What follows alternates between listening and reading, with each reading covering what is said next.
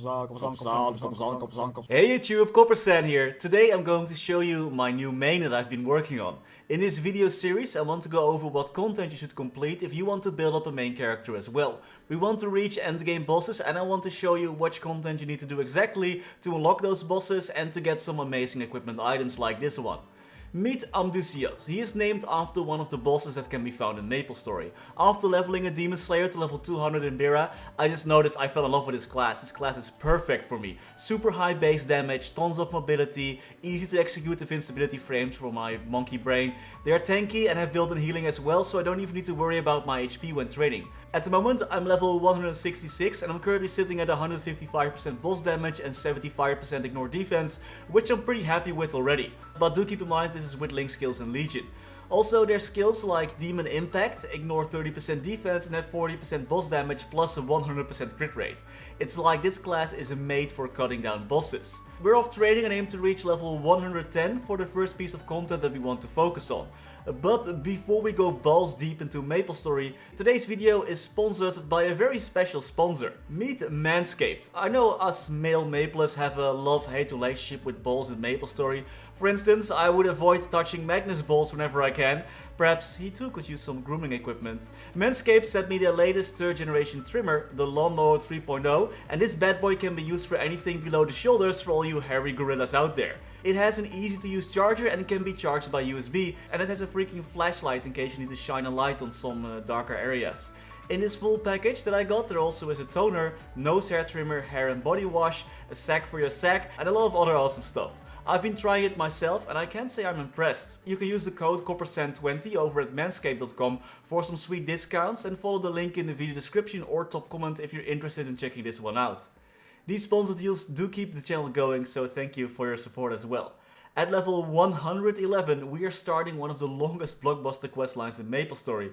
Seriously, take a day off and just do this questline because that's all you're gonna be doing. This questline called Monad is extremely rewarding though, in terms of both EXP and rewards. Monad also has some unique systems and mechanics that you won't find anywhere else in MapleStory.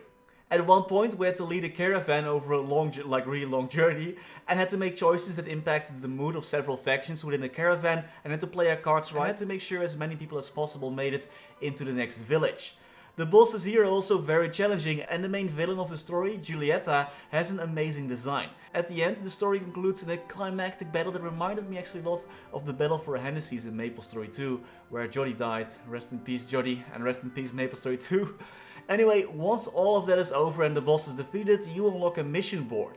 Here you can claim titles if you complete certain missions. There's also a scenario tab, and that's where our big prize can be found. A title that rewards plus 10 all stats, 15 weapon and magic attack and 5% boss damage. All these titles give all the same stats and they're permanent. I actually already completed the elephant one during our playthrough, so I got that one and the Windsleep Forest Officer right away. Probably the easiest title to get is the sing-along one. This can be done in Act 2 at the base camp by talking to Hawalu and asking him to sing a song for you.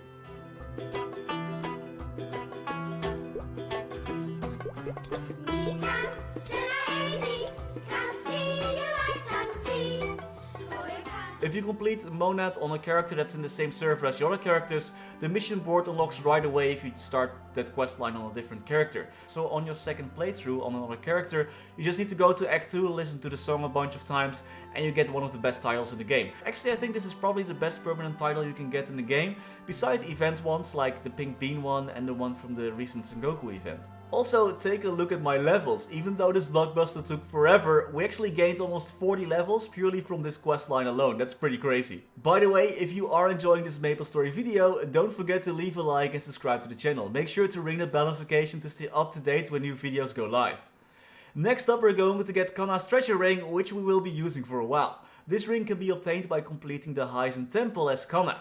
You can start this quest from the quest window at the left side of the screen. It's called Hieizan Temple or something like that. In this dungeon you can transform into Kanna, Hayato or Ayame. So make sure you select the right character to play as. If you want to get the shoulder and belt as well, then you can just go do the playthrough again with these characters. But I already prepared some other gear that I will be using and I'll show that in a bit. By the way, as Kanna you can cheese one of the boss fights by just standing on the ladder when fighting this guy and just using your skills. Also keep in mind that as soon as you enter a different map, all your buffs disappear, so you have to keep rebuffing every time you go into a different map where monsters are. We completed this dungeon easy peasy and got ourselves some nice new jewels. We finally reached level 150, which means we can also equip our Fafnir gear. Also, why are my Kana buffs from the Hieizan Temple still visible? That's pretty interesting. I prepared some level 150 gear and Gollux items that we can wear now, increasing our damage range quite a bit. We are at 200k right now. We also have some Absolute gear that I got from the auction house that we will be using at level 160. Yeah, I dropped around 10 billion messages on this character. Since this will be a character that will be focusing on bosses, we need to complete most boss pre-quests to unlock our daily fights as well. So next up I completed the Lion King questline, which is pretty straightforward to unlock the Lion King boss fight. I was a bit scared because I remember this taking forever on my hero, so I even used an Onyx apple just to be safe, but yeah, this character has a ton of gear. So this fight was pretty much over before it started. We also unlocked our hyper skill Blue Blood, which doubles our lines, so we're almost twice as strong now. This is going pretty good so far. Next up we go to Lever to accept the quest to fight Horntail. It's actually pretty nice that after all these really long quest lines, you're just like, oh, you want to fight Horntail? Okay, here you go fight him. Like, oh, that was easy. Thanks. Also, we breeze through this fight. This class is amazing. I love it. If you frequent this channel, which I hope you're doing, you know that I love to train at the Hieizan and Showa in our Training 2 to 100 series. But there's also a boss here called the boss. The boss actually has 2 bodyguards that need to be defeated before he even spawns. And actually the first bodyguard is the strongest boss out of all of them, so the second bodyguard and the boss himself died pretty early on. But this first guy is pretty tanky. You can summon the boss by dropping the comb. That's an etc drop that is dropped by the female boss, which spawns in the hideout as well. I think that's the 3rd map when you enter the hideout, he sometimes is there. The boss also has a chance to drop a flashlight, and if you loot this one and you show it to the NPC at the left, you get teleported to a special map where he gives you some free elixirs. Pretty nice. We reach level 160 and up next is the Roderiguez questline. Those can be started from the quest menu at the left side as well. It actually is not that difficult, you don't need to do that much. You're just basically traveling around a bit, and the boss fights are the most difficult thing that you have to do. Completing this questline also rewards you with mastery books in case you needed those as well. And of course, this unlocks the Roderiguez bosses, which we will fight later on in their Chaos forms as well. Yeah, I'm finally getting mentally prepared to fight Chaos bosses, guys, it's happening. So far we're just getting started, but I do plan to get this character to a higher level, so we can fight all the stronger boss monsters as well. Not just Chaos Roderiguez, but also Will, Heart Magnus, Lotus, you know, all the stuff that I've been putting off for 15 years now. I mean, I'm in love with the damage that we're doing. You know, we defeat the bosses so fast that we don't even need to learn any boss mechanics. That's exactly what I'm going for. If I can just one-shot everything, I don't need to learn any boss mechanics. That would be perfect. You can also accept the quest Princess Sukano Beckons. You can fight Ramaru in the El Not Dead mine. So we're going to farm a crazy amount of boss crystals on this guy. Next up, we complete the Temple of Time questline, so we can also fight Pink Bean.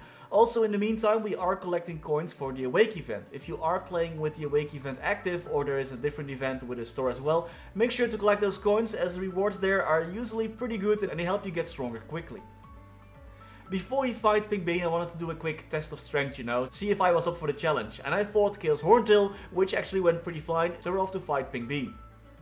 Once you complete the little Temple of Time quest and reach the end of the temple, you can unlock Pink Bean. But while you're doing the Temple of Time quest line, make sure you're collecting those smiling, crying, and that other mask that is dropped by the monks. They sometimes drop these masks, so make sure you collect 10 of each, because you will need those at a later quest to unlock the item that you need to find Pink Bean. Oh no, the mini beans have super weapon defense up. So anyway, I started blasting.